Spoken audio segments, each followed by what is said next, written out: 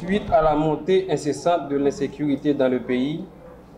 les enfants devraient bénéficier d'une attention particulière de la part surtout de l'État.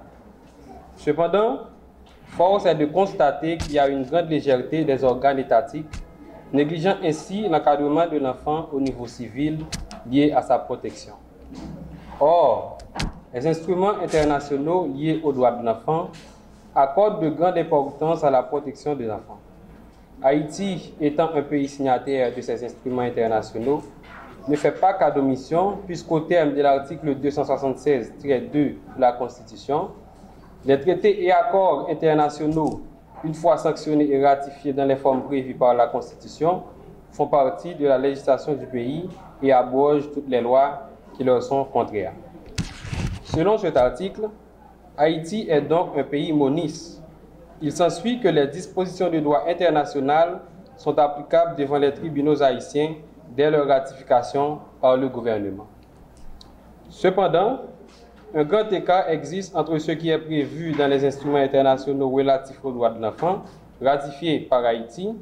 et ce qui est réellement fait en Haïti. Dans le protocole de San Salvador, adopté le 17 novembre 1988, signé par Haïti,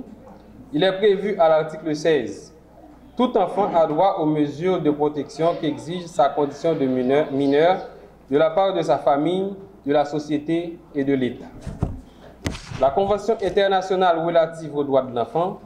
adoptée par l'Organisation des Nations Unies le 20 novembre 1989, ratifiée par Haïti le 8 juin 1995, affirme en son article 9, alinéa 1, « Les États partis veillent à ce que l'enfant ne soit pas séparé de ses parents contre leur gré, à moins que les autorités compétentes ne décident,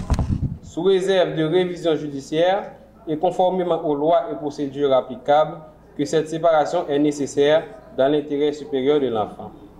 Une décision en ce sens peut être nécessaire dans certains cas particuliers,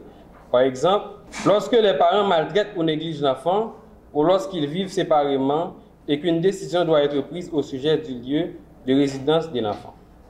En Haïti, on constate que les enfants des rues sont généralement séparés de leurs parents sans aucune décision judiciaire.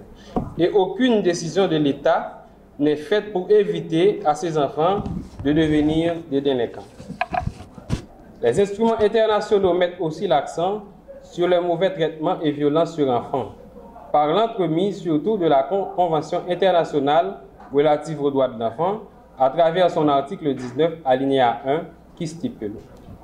les États partis prennent toutes les mesures législatives, administratives, sociales et éducatives appropriées pour protéger l'enfant contre toute forme de violence, d'atteinte ou de brutalité physique ou mentale, d'abandon ou de négligence, de mauvais traitement ou d'exploitation, y compris la violence sexuelle, pendant qu'il est sous la garde de ses parents ou de l'un d'eux, de son ou ses représentants légaux ou de toute autre personne à qui il est confié.